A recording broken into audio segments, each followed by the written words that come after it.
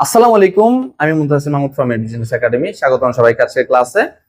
মুনাফা জিনিসটা আমরা সবাই জানি ইসলামে নিষিদ্ধ বা হারাম, কিন্তু এই জিনিসটাকে যদি একটু সাইডে রেখে আমরা হিসাবের খাতিরে যদি একটু একটা সিনারিও কল্পনা করি যে সরল মুনাফা বনাম চক্রবৃদ্ধি মুনাফা, তোমাকে যদি 100 টাকা দেওয়া হয় এবং তোমাকে যদি দুইটা অপশন দেওয়া হয়, তুমি চাইলে সেটা সরল মুনাফায় কোন একটা ব্যাংকে রাখতে পারো অথবা চক্রবৃদ্ধি মুনাফায় কোন একটা ব্যাংকে রাখতে পারো। তাহলে কোন ক্ষেত্রে তোমার লাভটা বেশি? তুমি কোন তুমি তো অবশ্যই নিজের লাভ চাইবা। তুমি তাহলে সরল মুনাফায় রাখতে পছন্দ করবা নাকি চক্রবৃদ্ধি মুনাফায় টাকাগুলো রাখতে পছন্দ করবা? তো তোমরা যারা সরল মুনাফা এবং চক্রবৃদ্ধি মুনাফার পার্থক্যটা জানো না, তোমরা হয়তো কনফিউজড হবা। মুনাফা তো আসলে মুনাফাই, এখানে আবার লাভ ক্ষতির ব্যাপার স্যাপার আসে কোত্থেকে? অবশ্যই সরল মুনাফা এবং চক্রবৃদ্ধি মুনাফার মধ্যে কিছু মৌলিক বৈশিষ্ট্য রয়েছে। তোমরা পার্থক্যটা বুঝলেই জানতে পারবা যে মানে নিজে নিজে অনুধাবন করতে পারবা তোমার জন্য আসলে কোনটা ভালো। তো আমাদের ফার্স্টে তাহলে চক্রবৃদ্ধি মুনাফা এবং সরল মুনাফার মধ্যে কি পার্থক্য এটা জানা লাগবে। আমরা অলরেডি দুইটা ভিডিও পাবলিশ করেছি সরল মুনাফার উপরে, দুই পার্টে ওই চ্যাপ্টারটা শেষ করেছি তোমাদের অষ্টম শ্রেণীর পাটিগণিত 2.1 যেটা। আজকে আমরা আলোচনা করব তোমাদের অষ্টম শ্রেণীর গণিত বইয়ের 2.2 নিয়ে। এটা তোমাদের অধিকাংশ প্রতিষ্ঠানে, অধিকাংশ না সবগুলো প্রতিষ্ঠানে বলা যায় বার্ষিক পরীক্ষা সিলেবাসে রয়েছে।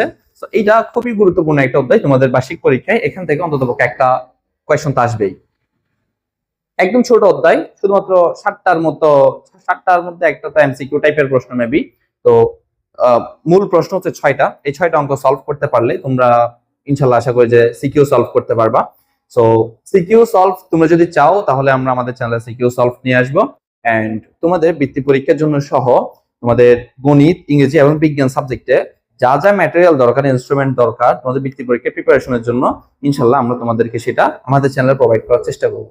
সেটার জন্য আমাদের সাথে কানেক্টেড থাকতে হবে, সাবস্ক্রাইব করে পাশে থাকা বেল আইকনটা অন করে দিবে যাতে ভিডিও আপলোড করার সাথে সাথেই হচ্ছে তোমাদের কাছে নোটিফিকেশনটা পৌঁছে যায়। এন্ড আমরা ইতিমধ্যে তোমাদের জন্য একদম যাদের বীজগণিতে খুবই দুর্বল বা বলা যায় যে কোথা থেকে কি শুরু করবা, আসলে ক্লাস 6-7 পড়ালেখা তেমন একটা হয় নাই, তো এদের জন্য তোমাদের কথা চিন্তা করে আমরা বীজগণিতে একদম হাতে করি বীজগণিত বেসিক টু অ্যাডভান্স নামে একটা আমাদের প্লেলিস্ট আছে।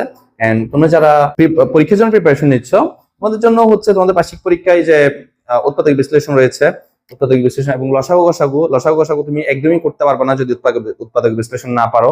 সো ইটস আ খুবই ইম্পর্টেন্ট চ্যাপ্টার তোমাদের জন্য।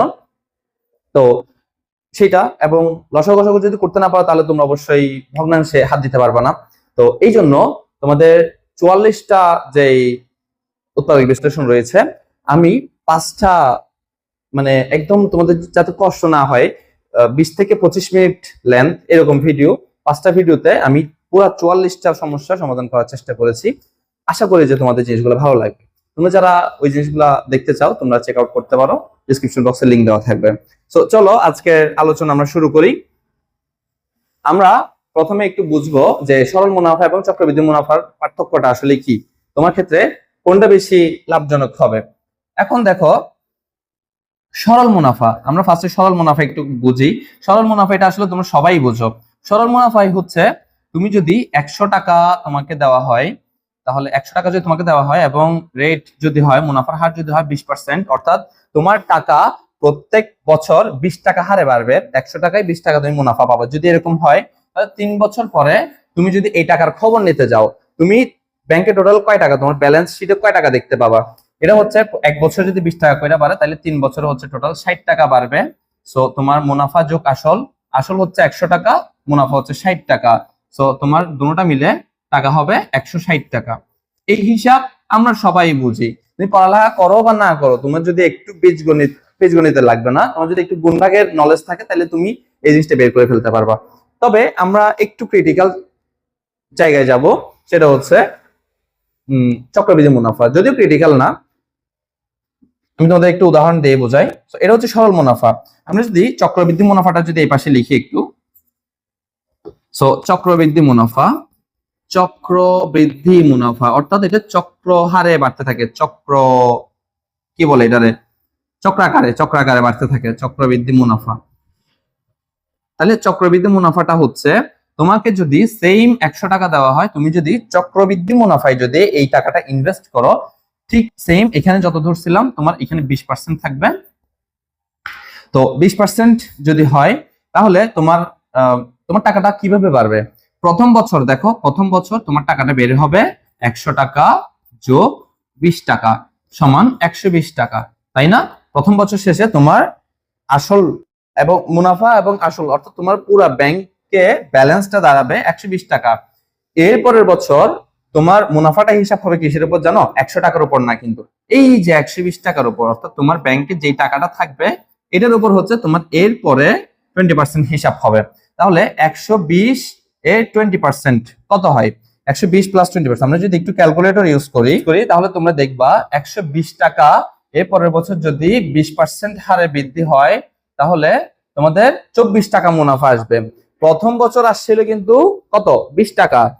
তোমার মুনাফার হার কিন্তু চেঞ্জ হয় নাই, কিন্তু তুমি দ্বিতীয় বছর পাচ্ছ 24 টাকা মুনাফা, তাহলে 4 টাকা বেশি পাচ্ছ। তো আমরা যদি পুরো টাকাটা হিসাব করি তাহলে আমাদের টাকাটা আসে হচ্ছে 144 টাকা। তাহলে আমরা যদি একটু বোর্ডে ফেরত যাই, তোমার দ্বিতীয় বছর পর এখানে যদি আরো 20% যুক্ত হয় তাহলে তুমি জিনিসটা পাবা 144 টাকা হবে তোমার টাকাটা বেড়ে। কিন্তু এখানে হয়তো কত? 140 টাকা, তাই না? 2 বছর পরে 140 টাকা হইতো, এখানে হচ্ছে 144 টাকা। তৃতীয় বছরে কি হবে জানো? তৃতীয় বছর কিন্তু তোমার 100 টাকার উপরে হিসাব হবে না, মুনাফাটা 144 টাকার উপর হিসাব হবে। অর্থাৎ তোমার যে ব্যাংক ব্যালেন্সটা আছে পুরা টাকাটা মুনাফা সহ, তোমার আসলের সাথে মুনাফা যেটা যোগ হয়েছে এই বছর সেইটা সহ যোগ হয়ে আসল হিসাব হবে। আমি কি বুঝাইতে পারছি? তুমি 100 টাকা রাখছিলা, 20 টাকা মুনাফা পাইছো, তোমার আসল কিন্তু এখন আর 100 টাকা নাই, তোমার আসল হয়ে গেছে এখন 120 টাকা। এরপরের বছর 120 টাকার উপরে 20% পাবা। 120 টাকার উপর 20% মানে কত স্যার? 144, মানে 24 টাকা মুনাফা। 144 টাকা হইলো তোমার। এরপরের বছর যে মুনাফাটা ক্যালকুলেট হবে 100 টাকার উপর কিন্তু হবে না, 144 টাকার উপর হবে। 144 টাকার উপরে যদি আমরা 20% হিসাব করি তাহলে আমরা যদি আবার একটু ক্যালকুলেটর ফেরত যাই, 144 টাকা 144 যোগ 20%, তাহলে 28 টাকা, 28 টাকা 80 পয়সা, মানে আমরা এটাকে 29 টাকা ধরে রাফ। সো 172 টাকা হয়, কিন্তু 172 টাকা 80 পয়সা। তাহলে তোমার তৃতীয় বছরে এখানে হচ্ছে 144 যোগ 20% সমান 188 টাকা দেখছিলাম, মেবি না 188 টাকা, কত জানি দেখছিলাম 172 টাকা, হ্যাঁ 172 টাকা 80 পয়সা, 172 টাকা 80 পয়সা, তাহলে 172 টাকা 80 পয়সা।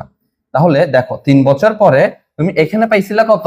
160 টাকা, কিন্তু এখানে সেম টাকা, সেম মুনাফার হার, সেম ব্যাংকে, কিন্তু যদি চক্রবৃদ্ধি মুনাফা হিসাব হয় তাহলে তোমার টাকাটা আরো কত টাকা বাড়তেছে? প্রায় 12 টাকা 80 পয়সা বাড়তেছে। এটা হচ্ছে 100 টাকার হিসাব শুধুমাত্র।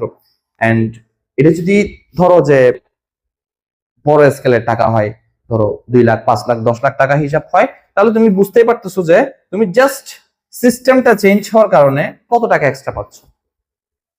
এটা হচ্ছে ভাইয়া চক্রবৃদ্ধি মুনাফা। আশা করি যে তোমরা চক্রবৃদ্ধি মুনাফার বেসিকটা বুঝতে পারছো। যদি বুঝতে পেরে থাকো তাহলে আমরা এই পরের অঙ্কগুলা একটু সলভ করব। আমাদের এই অঙ্কগুলো করার জন্য জাস্ট 2টা সূত্র জানা লাগবে। 2টা সূত্র এগুলো আমি তোমাদেরকে একটু লিখে দিচ্ছি, তোমরা কাইন্ডলি মুখস্থ করে ফেলবা এগুলো। তো সূত্র 2টা হইল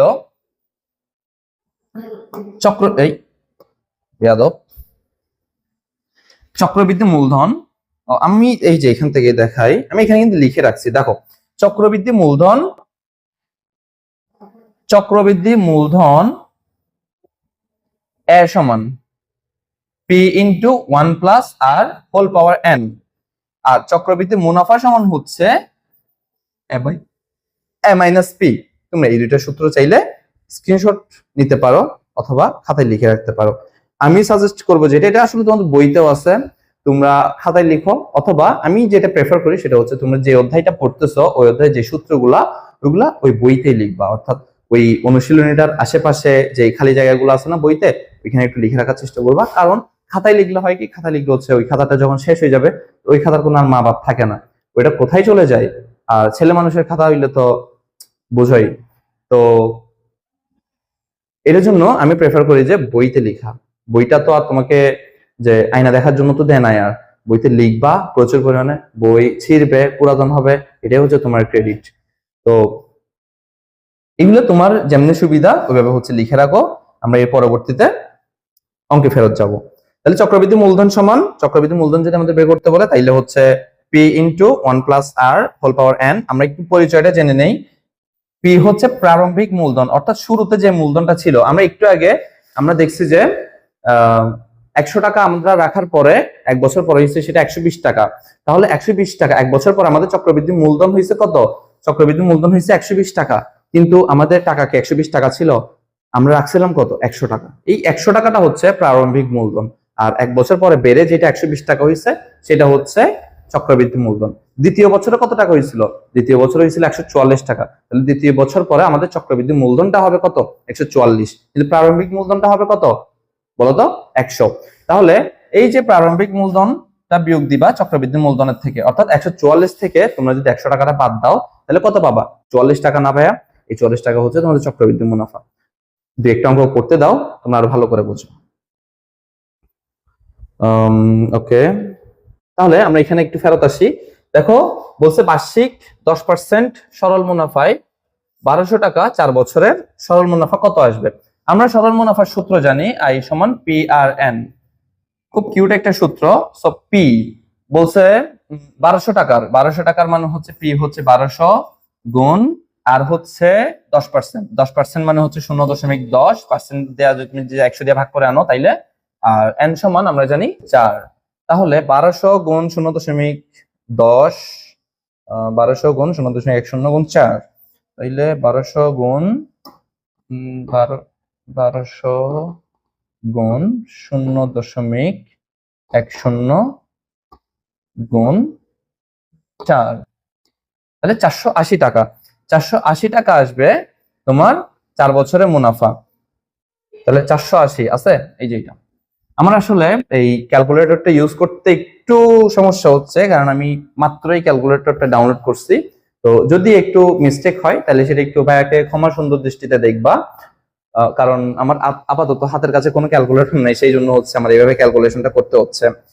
তো এরপরে আমরা মেইন অঙ্কে ফেরত যাই। দেখো বার্ষিক 10% মুনাফায় 8,000 টাকা 3 বছরের চক্রবৃদ্ধি মূলধন নির্ণয় করো। তো চক্রবৃদ্ধি মূলধন নির্ণয় করতে বলছে, আমরা ফার্স্টে সূত্রটা একটু করে লিখে ফেলবো। চক্রবৃদ্ধি মূলধন এ সমান P into 1 + r whole power n। এখানে nটা হচ্ছে সময়, আর হচ্ছে মুনাফার হার। তাহলে আমরা লিখবো দেওয়া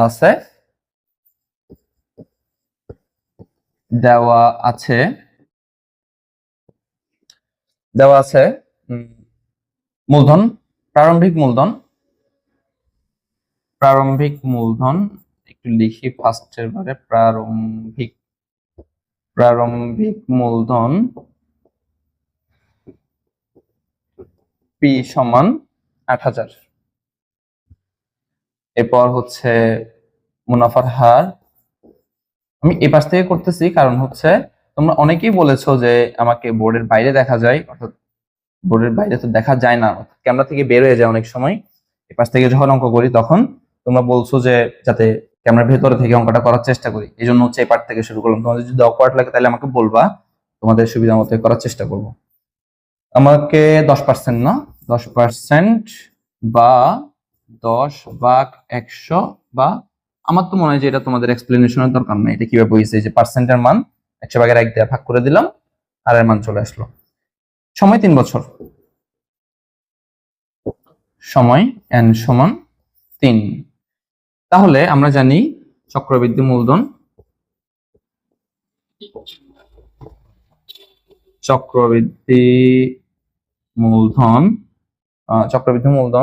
আমরা চক্রবৃদ্ধি মূলধনকে সি দিয়ে প্রকাশ করি। সো চক্রবৃদ্ধি মূলধন সি সমান P into 1 + r whole power n। তো এখানে পির মান হচ্ছে 8000 ইন্টু 1 + আচ্ছা এখানে একটু ইংরেজি বাংলা হয়ে যাচ্ছে, আমি বাংলাতেই লিখি, প্লাস 0.10 n, n হচ্ছে 3। তাহলে এখানে হবে 8000 গুণ, এখানে হবে 1.10 হোল পাওয়ার 3। তাহলে 1.10 এটার পাওয়ার যদি আমরা 3 করি তাহলে কত হয় আমরা একটু দেখে আসবো। 1.10 হোল পাওয়ার 3।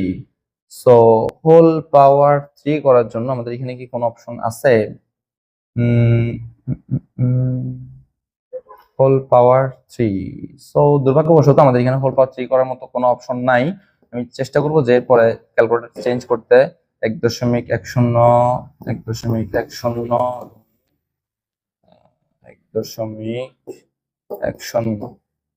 তো 1.331 এরকম আসতেছে।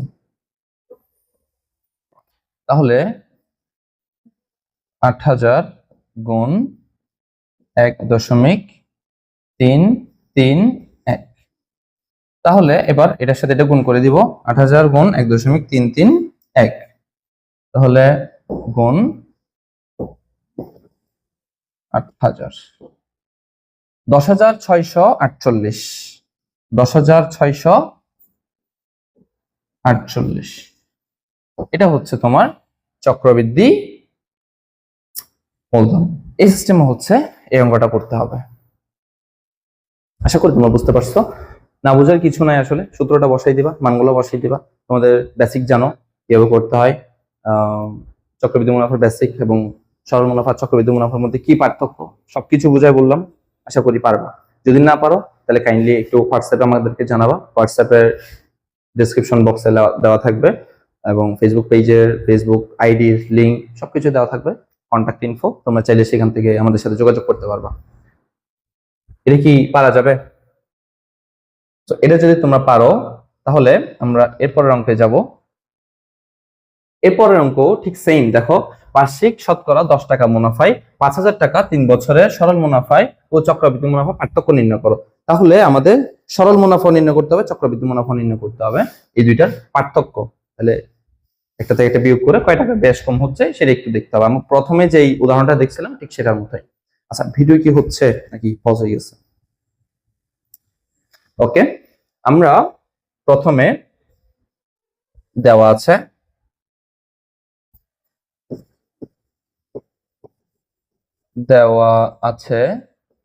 কি দেওয়া আছে পি সমান, আমরা জাস্ট পি সমান লিখতেছি টাইম বাঁচানোর জন্য। তোমরা তো বুঝবা যে পি সমান কি প্রারম্ভিক মূলধন, অর্থাৎ আমরা শুরুতে যে টাকাটা রাখছি এটা, এবং আর সমান মুনাফার হার আর সমান হচ্ছে 10 টাকা মুনাফায়। এই যে বার্ষিক শতকরা 10 টাকা মুনাফা মানে হচ্ছে মুনাফার হার হচ্ছে 10%। ঠিক আছে, 10% বা 0.10, 100 দিয়ে ভাগ মারলে এই জিনিস আসে। এরপর আমাদের এন সময়ের মান দেওয়া আছে হচ্ছে 3 বছর। তাহলে আমরা সরল মুনাফা আই সমান, সরল মুনাফা বের করবো ফার্স্টে, এরপর চক্রবৃদ্ধি মুনাফা বের করব। সরল মুনাফা আই সমান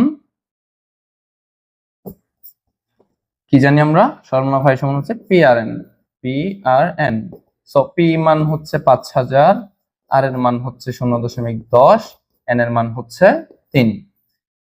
তাহলে 0.30 হবে 5,000 গুণ 0.30, 5,000 গুণ 0.30। ওকে, 1,500 টাকা, 1,500 টাকা। আচ্ছা, টাকাটা না লিখি। ওকে, এবার আমরা চক্রবৃদ্ধি মুনাফা বের করব। চক্রবৃদ্ধি মুনাফা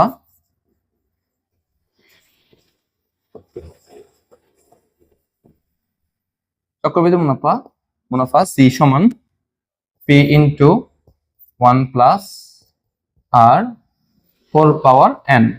তাহলে পি সমান 5,000 গুণ, এরপর 1 যোগ আর এর মান হচ্ছে 0.10, 0.10 পাওয়ার এন মানে হচ্ছে 3। তাহলে 5,000 গুণ ডট যে কথা, গুণ দেওয়া একই কথা, তাহলে 1.10, এটার সাথে এটার হোল পাওয়ার হবে 3। তোমরা যারা সাইন্টিফিক ক্যালকুলেটর ইউজ করো তোমরা খুব সহজে এই জিনিসটা করে ফেলতে পারবা। 5,000 গুণ 1.10 কে মানে হোল পাওয়ার মানে কি 3 মানে 3 বার গুণ করা আর কি। 1.10 গুণ 1.10 গুণ 1.10 10। সো এটা আসছে, এটার সাথে 5000 যদি আমরা গুণ করে দেই, 5000 গুণ যদি করে দেই 6655 আসে। তো 6655 1.331 আসছিল মেবি 6655, ঠিক আছে 6655, ইয়েস। তাহলে 6655 এটা কি চক্রবৃদ্ধি মূলধন। আমাদের কি বলছে, আমাদের বলছে চক্রবৃদ্ধি মুনাফা এবং সরল মুনাফা। তো চক্রবৃদ্ধি মুনাফা আমরা কি জানি, এখান থেকে এইটার থেকে হচ্ছে প্রারম্ভিক মূলধন অর্থাৎ শুরুতে যে টাকাটা রাখছিলাম ওটা বিয়োগ করতে হবে। ওটা যদি আমরা বিয়োগ করে দেই তাহলে চক্রবৃদ্ধি মুনাফা, চক্রবৃদ্ধি, ও আমি সরি এখানে একটু ভুল লিখছি, চক্রবৃদ্ধি মুনাফা না, এটা চক্রবৃদ্ধি মূলধন, চক্রবৃদ্ধি মূলধন। তাহলে চক্রবৃদ্ধি মুনাফা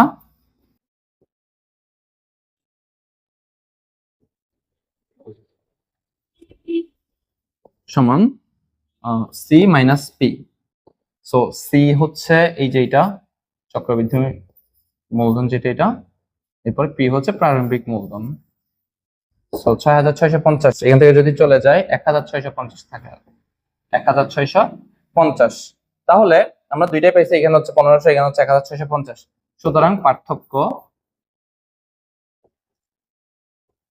পার্থক্য সমান 1650 বিয়োগ 1500। তাহলে 1500 যদি চলে যায় তাহলে এখানে 1650, 1500 যদি চলে যায় 150 টাকা, 150। অর্থাৎ তুমি 5000 টাকা যদি 10% মুনাফার হারে যদি রাখো 3 বছর পরে তোমরা 150 টাকা বেশি পাবা যদি চক্রবৃদ্ধি মুনাফায় রাখো। আচ্ছা, আমরা আজকে 3টা অঙ্ক সলভ করলাম। আজকে আসলে বোর্ডটা সেট আপ করতে তো একটু লেট হয়ে গেছে, যার কারণে আজকে এখানে বিদায় নিতে হচ্ছে। আশা করছি খুব তাড়াতাড়ি 2-3 দিনের মধ্যেই আমাদের পরবর্তী ক্লাসটাও আপলোড হয়ে যাবে ইনশাল্লাহ। এবং এই ভিডিওটা আমার মনে হয় যে 25 মিনিট পার হয়ে গেছে। তো তোমরা আসলে অনেকেই লেন্থি ভিডিও দেখতে মানে স্বাচ্ছন্দ্য বোধ করো না বা অ্যাটেনশন ধরে রাখতে পারো না। বর্তমানে রিলের যে প্রকোপ, এটার কারণে আমাদের আসলেই অ্যাটেনশন স্প্যান খুবই কম হয়ে গেছে। আমি নিজেও আসলে এটা পার্সোনালি ফিল করি। তো আজকে এখানে বিদায় নিচ্ছি। তোমরা ক্লাস কেমন লাগতেছে সেটা একটু জানাবা। আসলে নতুন চ্যানেল, সেই হিসাবে ভিউজ কম, রিচ নাই, তো সব মিলে আসলে কাজ করতে মন চায় না সত্যি কথা বলতে। তো তোমরা যদি একটু সাপোর্ট দাও, তোমরা যদি একটু কমেন্ট করে যদি তোমাদের ফিলিংসটা জানাও, ভালো হইলে ভালো, খারাপ হইলে খারাপ, আমরা গঠনমূলক সমালোচনা সবসময় অ্যাপ্রিসিয়েট করি। তো যদি কোনো জায়গায় তোমাদের ঘাটতি মনে হয় তাহলে সেটাও জানাবা। আর ক্লাস কোন জায়গায় উন্নতি করতে হবে বা কেমন লাগতেছে সেটা অবশ্যই জানাবা। যদি ভালো লাগে তাহলে বন্ধুদের সাথে শেয়ার করবা, লাইক করবা, কমেন্ট করবা। ভালো থাকো সবাই, সুস্থ থাকো। দেখা হচ্ছে পরের ভিডিওতে। সে পর্যন্ত সবাই ভালো থাকো, সুস্থ থাকো। আল্লাহ হাফেজ।